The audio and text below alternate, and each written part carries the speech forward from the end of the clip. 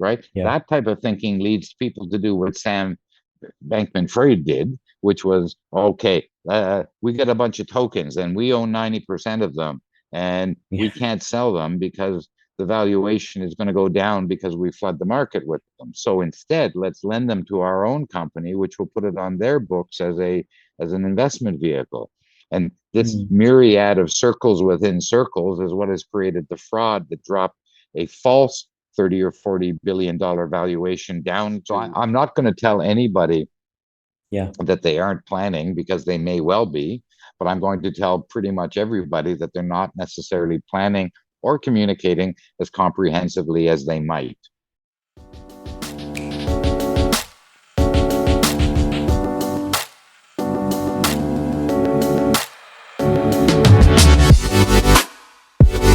The Research Labs podcast by SundayPyjamas. Well, Daniel, first of all, thank you for your patience. I know we had slight technical difficulty, but here we are. And it was a delightful conversation to talk to someone who have experienced so many things and worked with a lot many people. So with that said, right, I would say this is how I would like to start today's episode, is to ask you, what was your relationship with, let's say, a computer or technology in the early days of your life or your career, like whatever you would like to go for. I'm completely open to discussing your childhood or like your school days or your college days when it comes to technology. All right. Well, I can give you a little bit of a, Yeah. hopefully a slightly interesting story around that. I mean, you can see pretty clearly I've got lots of white hair. I used to call it gray, but I realized it's white, especially on camera. Um, Yeah.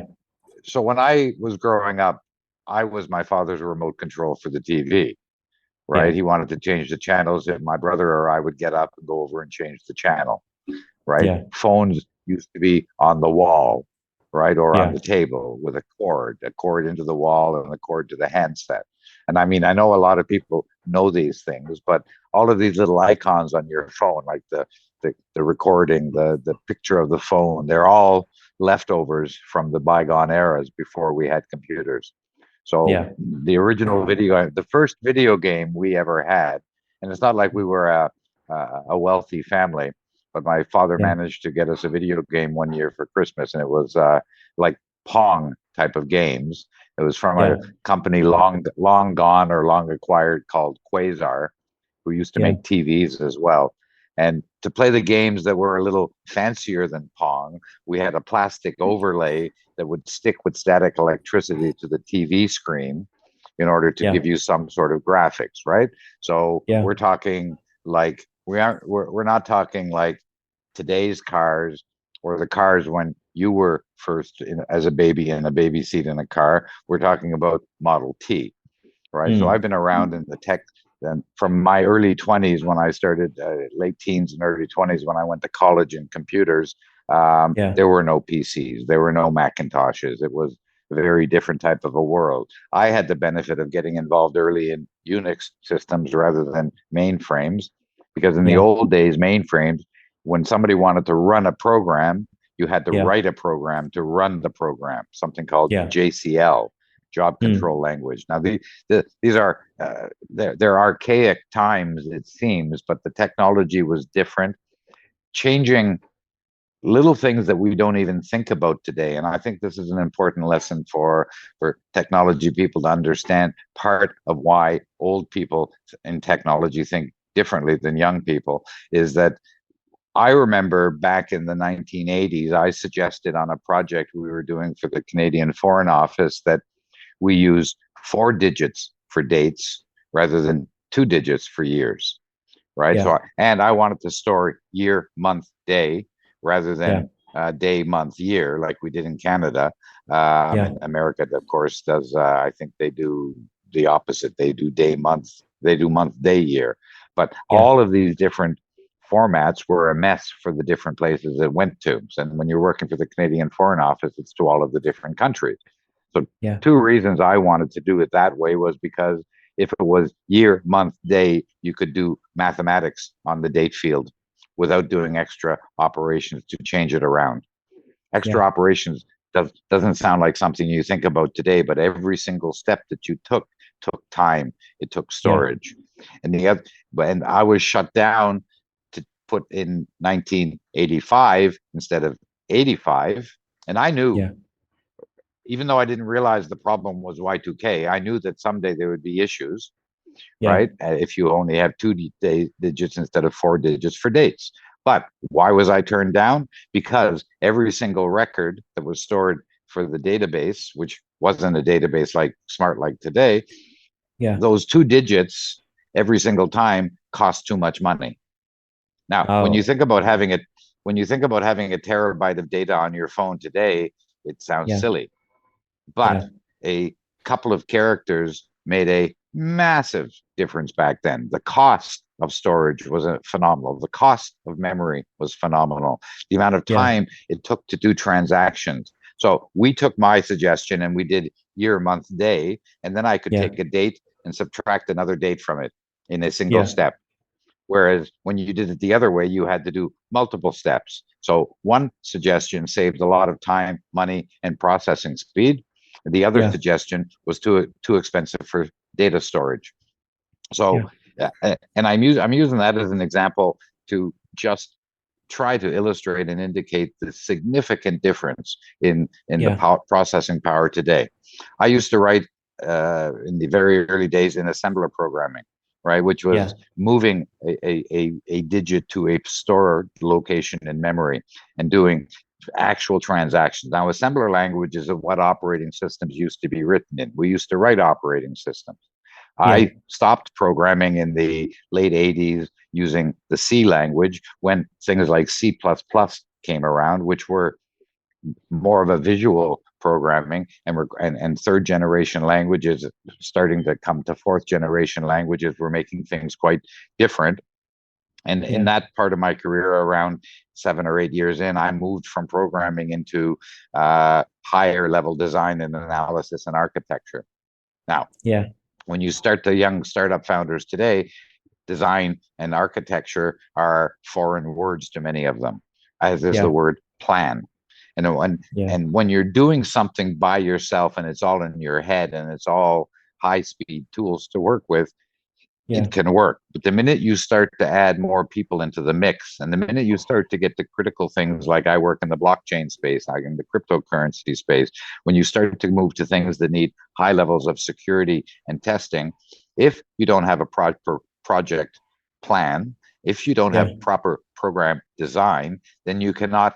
I would say it is impossible to comprehensively test a program that did not have a comprehensive design.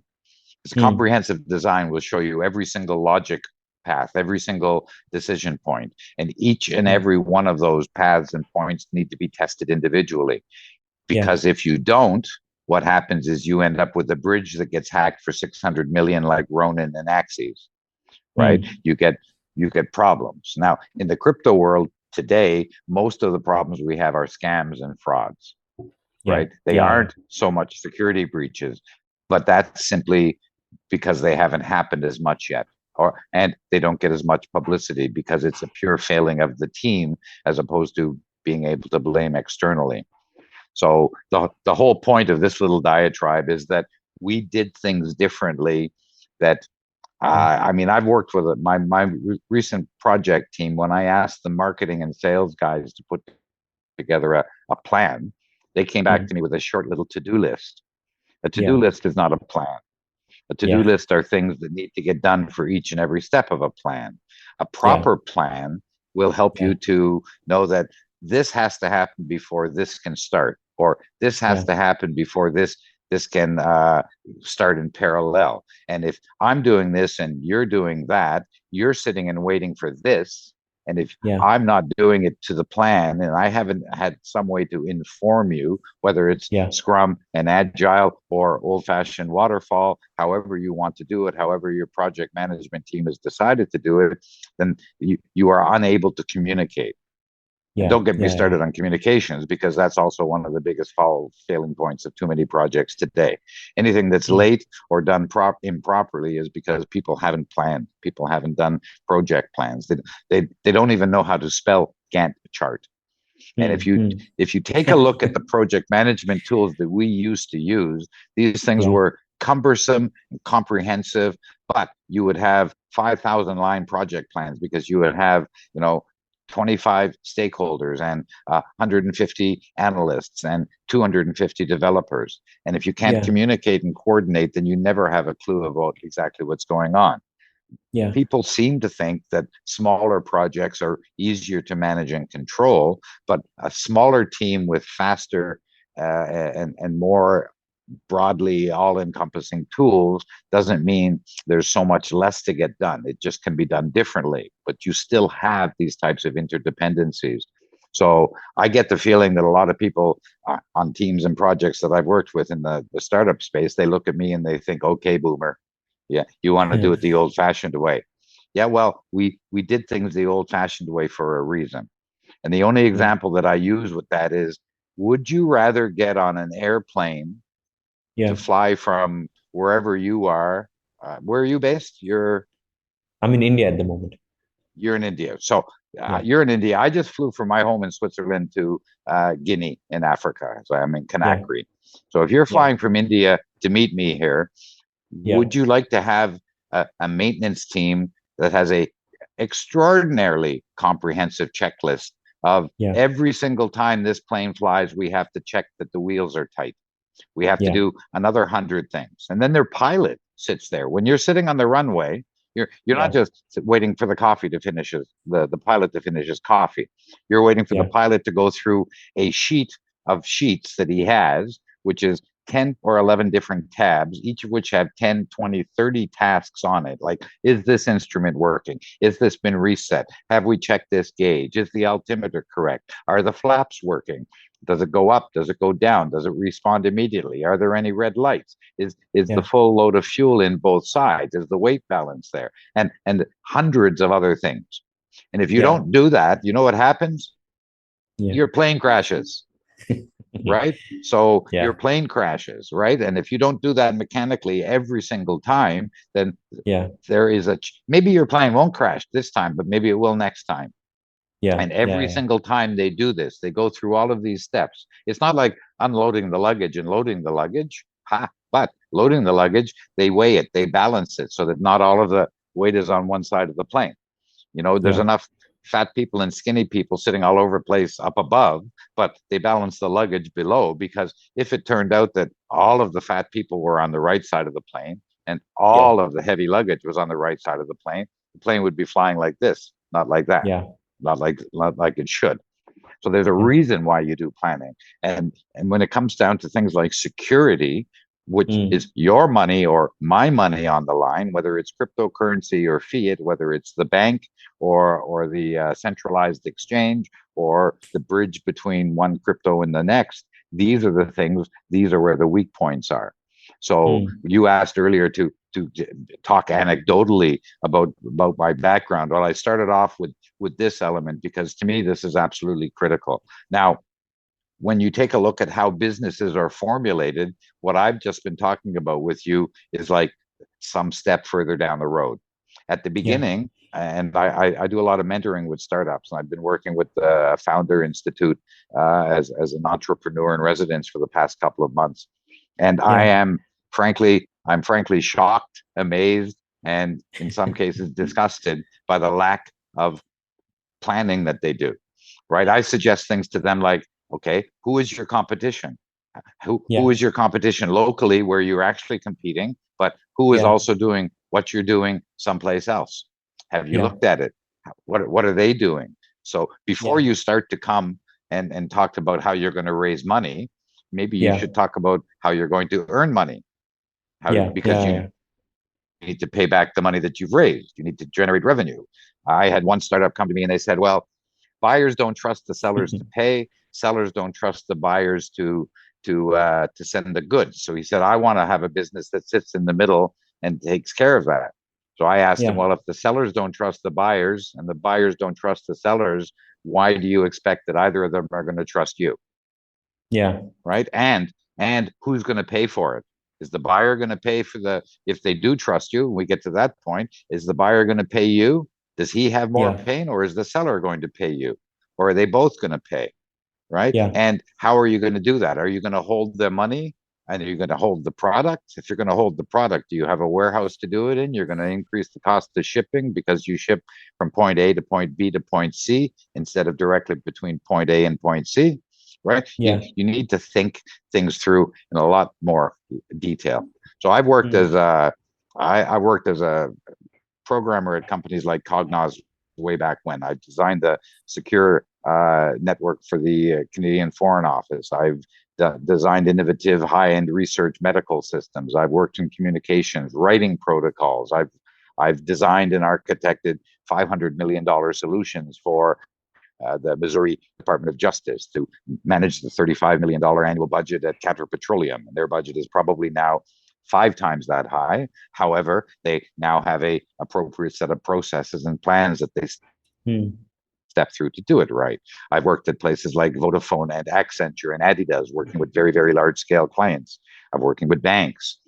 We've done strategy and advisory for banks, and every one of these are real world businesses with huge amounts of money involved, and very small businesses starting up at the grassroots as well. And every single Yeah. one of them that succeeds are the ones who do it right. And Yeah. doing it Yeah. right is not just what you want to do, right? If Yeah. you take FTX, today's big Mm. headline for the last 10 days, the biggest headlines, not only is there scam and fraud, but they're saying, oh, they don't know who works for them. They don't know where the money Mm. went. They don't know how Wow. many employees they have in America or in the Bahamas or anywhere else. Well, if you don't, then you're an idiot. If you don't know exactly what your team is doing, if you don't know exactly how they're working, if you don't know exactly how it's meant to be laid out, you'll have crypto projects that promise the riches that aren't going to happen the same way anymore. Yeah. But you'll get a partner who works with you, who hires a team and promises them things that the company didn't promise him. Yeah. Yeah. Promise being, when we succeed, when we earn, then we'll pay. But then Yeah. you have the team of that partner coming to the project team and to the founders and saying, well, where's our salary? Well, we Yeah. never promised you a salary. He Yeah. might have, but without our authorization. So Mm. not only are plans important, communications are important. Getting everybody on the right page is important. Getting everybody Mm. pointing in the same direction. So these are some of the biggest problems that I see, right? So if we go back to my youth, as computers came along, we got into the PCs, we got into the Windows world, and Macs came out. So as we move towards the 90s, offices started using more of this technology. And Yeah. back then it was very, very much not secure. Email Mm. wasn't secure. Local networks weren't secure. So most of Yeah. the real big work was still being done on the big systems in the background. And over time, everything evolves, improves, and has step changes in the technology. But most people think about it as speed and quality Yeah. of the camera and quality of the network. Yeah. It's the things behind the scenes that make a bigger difference. So I'm in Guinea, Africa right now, working with a company that's going to be doing work with the government to create a new banking solution, which is a Wow. combination of banking, fintech, and crypto. And I was Yeah. talking with the tech team who comes in from Nigeria, who are going to be doing a lot of the underlying stuff. And I was saying to them, we need to have a proper wireless connectivity, like use NFC. He says, oh, Yeah. we don't like to use, and I know Nigeria very well. And he told me what I knew is we don't like to use NFC in Nigeria because of security. Well, Mm. actually, it can be more secure. My card can be stolen Yeah. quite easily. If my Yeah. phone is stolen, you need my face or my finger to get Yeah. into my Yeah. phone, and then you need my finger again to authorize the payment. Yeah. So people take archaic ways of thinking and apply it forward, or they take modern ways of thinking and try to apply it backwards. And Mm. every single thing that I've learned in 40 years in the technology sector is okay, start with the requirements. What do Mm. you need to accomplish, right? When you know what you need to accomplish, then you can start to draw the picture. So Hmm.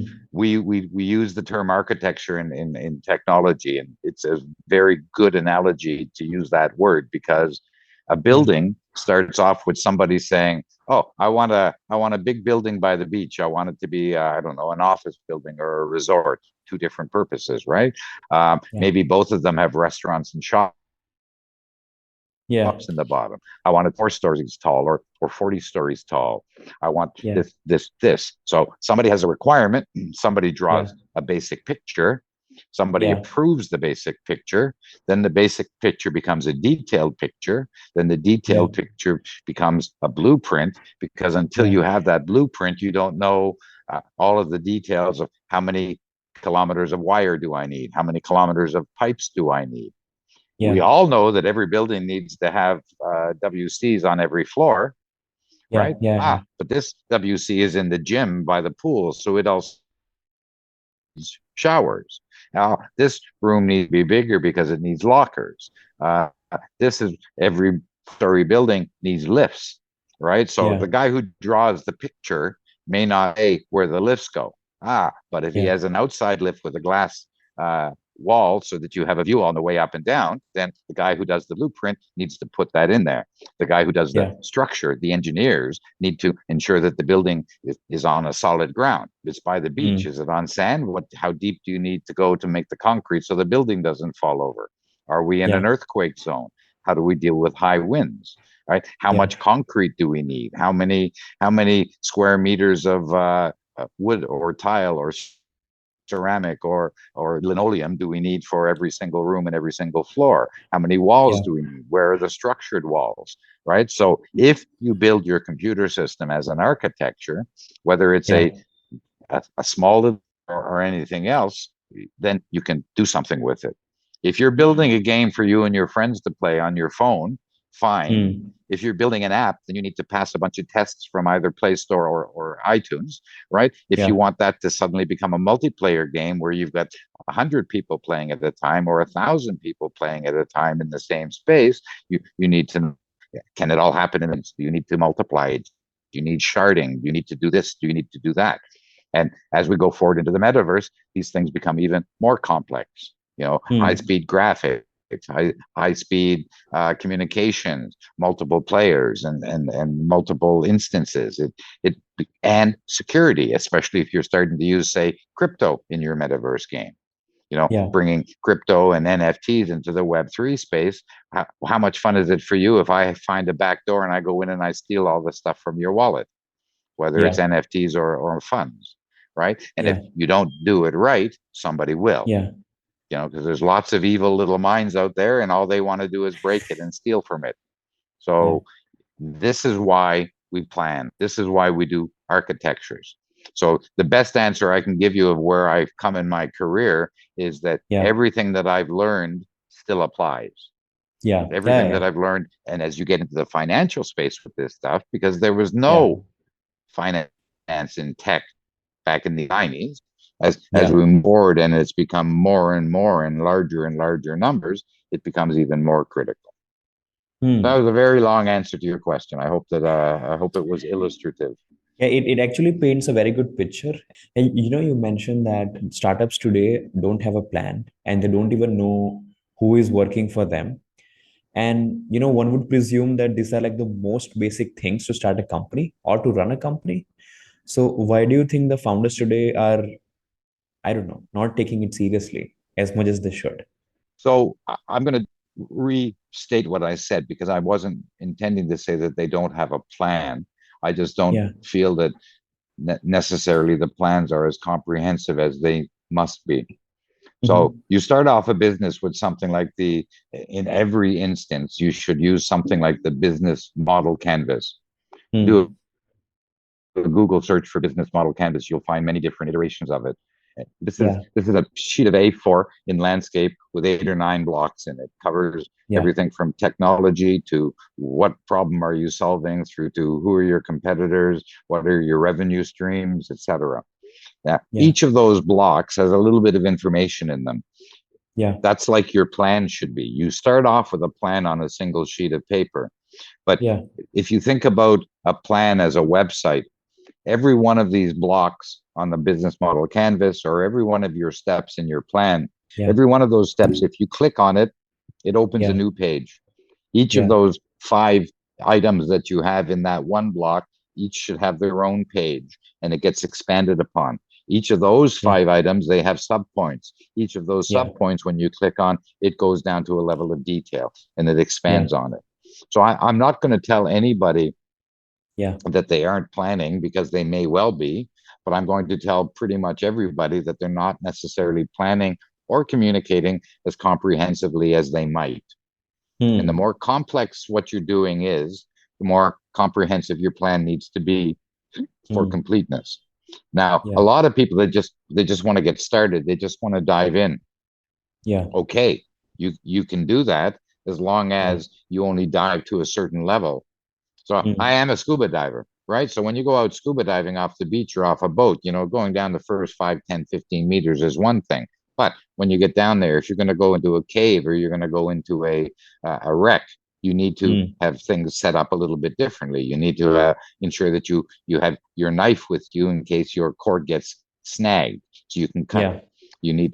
You need to be with a buddy who can help you, so that you aren't alone and you're not left to your own means. You need to ensure that if you're going into a cave, you no longer have light from above, so you need to have a flashlight so that you can see where you're going. You need Yeah. to probably leave a line hooked at the beginning of the cave entrance, and roll it out as you go into the cave, so that you know which way is out to get back.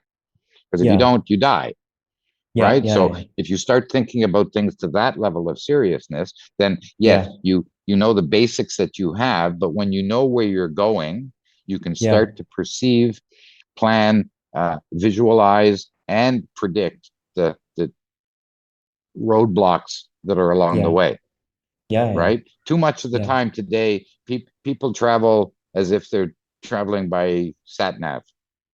Yeah. Yeah, it'll tell me where to go, right? Yeah. Well, sometimes sat nav makes a mistake. Sometimes you get there and the bridge is out. Sometimes Yeah. you get along the way and there's traffic. Right now, Yeah. sat nav is better than working just from a map like we used to have to do before sat nav. But Yeah. if you're only going like what you'd say, seat of the pants, Yeah. without planning, then you have no backup, Yeah. right? If you're driving an electric car and you're going to go for 1,000-kilometer drive, it might be a good Hmm. idea to know where you can recharge along the way. Yeah. If you're Yeah. driving a Yeah. petrol car on 1,000-kilometer drive, you need to know where you can get petrol. Yeah. And if you're Yeah. Yeah. taking 1,000-kilometer drive across the desert, say we're Yeah. going on a trip into the Gobi Desert, right? Be nice to have a couple of tanks of fuel in the boot, Yeah. right? It'd be nice to Yeah. have some bottles of water. Oh, we're going to a Yeah. place where it's hot and dry and there's no water. I should bring water with me. I'm going Yeah. out for Yeah. 2 days. Oh, maybe I should bring food and a pillow. Yeah.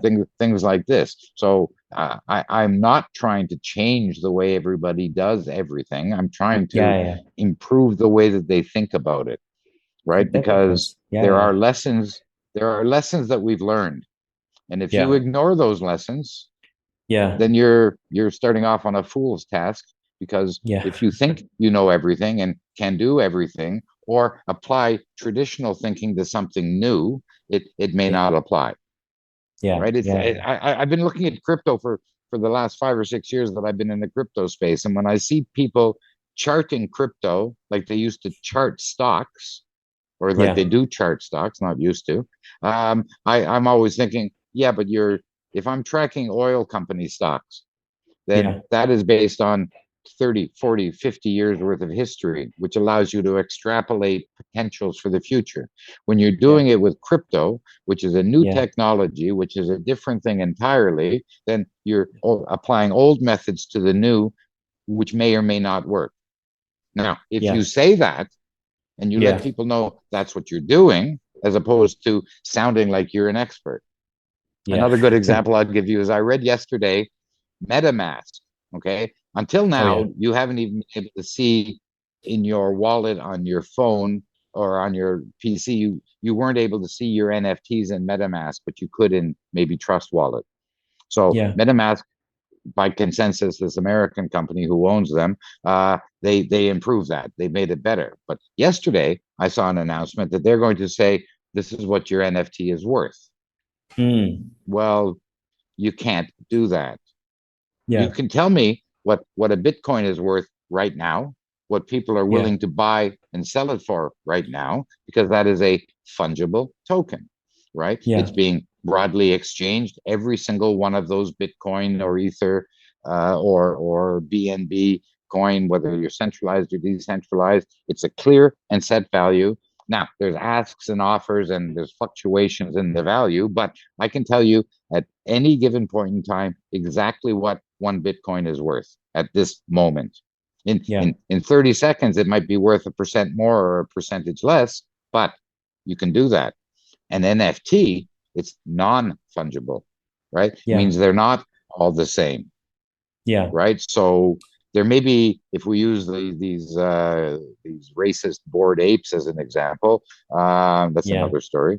But if we use the bored apes Hmm. as an example, yes, you can tell me the floor price, what is the Yeah. minimum that anybody is selling it for, Yeah. but that's not what they're selling it for. That's what they're asking. Yeah. The ask and the offer are different things. This particular ape versus this particular rare ape, you can't Yeah. compare the value because non-fungible is different than fungible. Quite simply, every single rupee in your wallet is worth the same Yeah. as the rupee beside it, right? Yeah. Every single C-roar is worth the exact same as the next C-roar. Not Yeah. all NFTs are equal the same thing because they're not interchangeable, which is what non-fungible means. And Yeah. the difference between what you're asking and what I'm offering and what somebody else is actually paying Yeah. is there's no comparison. So to tell me a value of my NFT is at best wrong, and at Mm. worst, it's highly misleading, right? You have something that it's like I have an 18-year-old Saab, right? Yeah. This is the car that we drive, an 18-year-old convertible. I know that this car is, and it's got 180,000 kilometers on it. It's a Yeah. brilliant car made by a very good company that's now gone, but it's one of the most solid engines out there. I know it's good for another 180,000. I know the Yeah. condition it's in, and I know Yeah. I'm going to keep this car for another 20 years. Maybe it'll actually be vintage someday. I Yeah. also know that I've only been offered when I thought about selling it when I left the UK to Germany, when I left Germany to Switzerland, I was being Yeah. offered 1,000 for it. I know the Yeah. car is good for another 10 or 15 years easily. There's no way it's worth 1,000. But Yeah. Yeah. if you take the straight green book valuation of what they say it's worth or what they think they can get for it in resale is significantly different than the actual value it can deliver, Yeah. right? So if you think this brand new BMW or this 1 year old BMW is worth 100,000 euros, well, Yeah. not if the guy drove it as a taxi every Yeah. single Yeah. Yeah. day for 12 hours a day. So you have to look more closely, and you cannot Yeah. give, like, because every BMV is non-fungible. Yeah. Now, Yeah. a brand new 5 series, identical to the next one, to the next one, to the next one, that is at least semi-fungible. But you might have one dealer who bought too many or is having trouble, and maybe he'll put a discount on it. Today, the Yeah. BMV is worth $100,000. Maybe on Friday they had Black Friday, and the one dealer sold it for 90,000. So Yeah.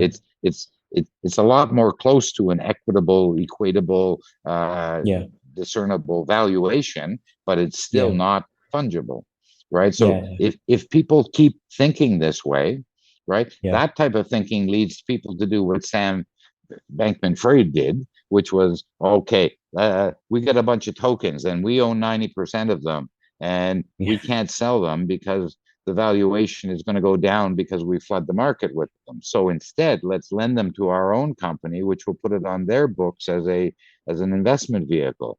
And this Mm. myriad of circles within circles is what has created the fraud that dropped a false 30 or 40 billion dollar valuation down to uh, far less than a billion, which Yeah. has brought all of the investors to their feet, Yeah. to their knees, to prone on the floor, and to be completely out of luck. And all of it is because of people that are hoping and trying to get greedy and afraid Yeah. of missing out and wanting to buy the next big thing. And that's how NFT projects are succeeding. Many of them, you'd be amazed if you didn't know. I have been advised for my own project last year, somebody that I used to know, used to trust and know well. He told me, yeah, I know how you can succeed with your NFT project. He said, have your have your tech team create 500 wallets, buy all of the first 500 or 750 NFTs yourself with bots in the first 5 minutes. And then Yeah. all of the sites that monitor and manage this stuff will say, hey, this project is trending. And all Yeah. of the people watching those sites will go, oh, I have to run over and buy it because look, everybody's buying it. And it's Yeah. entirely false. Now, this guy who advised me of this has done this 2 times. He's made $1.5 million each time for Yeah. himself, and the projects are dead. People bought his NFTs for 100 or 1,000 or whatever, and then Yeah. the prices have flattened out. Nobody wants to buy it. There's no utility. There's no value. There's no real project, and he's just done it and cashed out. Yeah. And he was advising me to do the same thing. And I Yeah. said, sorry, I misunderstood you for somebody with ethics and morals. Yes, we could have done that, and we could have done that with a project that has utility function and an actual solid built background and backbone behind it, because we waited and we built our project before we tried to raise funds. So Yeah. if we had done what he said, we could have legitimately still delivered a project, but it's Yeah. still the wrong thing to do. It's still the thing Yeah. to do that if anybody in authority knew you were doing it, then they would say you're either at best you're scamming and conning, and at worst you're breaking the law, Yeah. Yeah. Yeah. right? So this is why decentralized needs to be regulated. Yeah. Sam Bankman-Fried is the absolute proof why centralized is not the answer, because they hold the keys, they hold the corrupt ability, right? Yeah. The people who managed to withdraw their money from his centralized exchange to another centralized exchange woke up this morning seeing that FTX, the people who are trying to manage the bankruptcy, those people are trying to get those exchanges to take those tokens back from those people. So Yeah. just because you think you have your tokens back, if they're still in somebody else's wallet, like whether it's Binance or crypto.com or any of the others, you Yeah. don't hold control of those cryptocurrencies. You don't Yeah. hold those funds. And Yeah. and to be honest, if you managed to get $1 million back out of FTX and I didn't, that's pretty Yeah. unfair anyway, Yeah. Yeah. right? So and the other thing is, going with these traditional liquidations, you and me are never going to see our money. They're going to pay Yeah. the auditors. They're going to pay huge fees to the bankruptcy managers. They're going to pay all of the companies that are on the list in front of you, because that's Yeah. how these regulations work, right? Any Yeah. bankrupt company that you own a piece of, consumers are always at the tail end, Yeah. right? There was a sofa company in the UK that went bankrupt, and thousands of people had bought their sofa on sale in advance, waiting 6 months for delivery. The company It never went happened. broke. Yeah. None of those people got their money back, Yeah. right? Yeah. So these are the models, these are the things that people, you need to look closer. You need to understand what you're doing. And that comes Yeah. from planning the project, to planning your investment, to planning your purchases, right? Yeah. And if you don't, you Yeah. are your own biggest point of failure. It's sad. I Yep. mean, none of my investments are in that space, so Yeah. I'm lucky. But there's a lot of people that both of us feel bad for. Yep. We had a good conversation.